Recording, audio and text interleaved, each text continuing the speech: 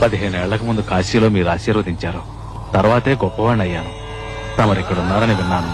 ఓసారి చూసిపోదామని వచ్చాను. ఈ కానుక స్వీకరించండి. ఏమిటిది?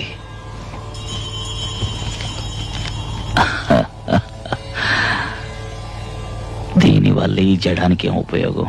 సర్వం తెలిసిన మీకు నేను చెప్పాలా? ఈ లోకంలో ధనం లేకుండా జీవించడం కష్టం అండి.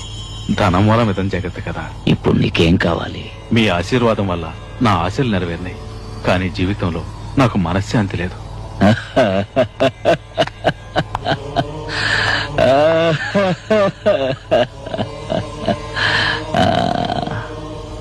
ధనమూలమిదం జగత్తని ఇందాకేగా అన్నావు. శాంతిని కొనుక్కో.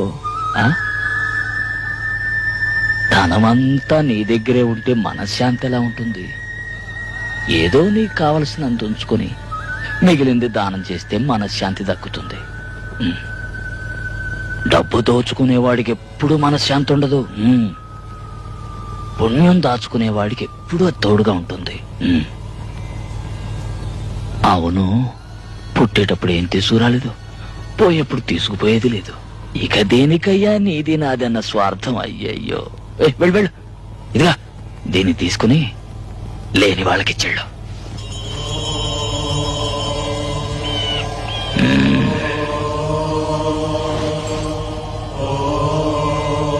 ఎందుకు వచ్చారు? స్వామినా?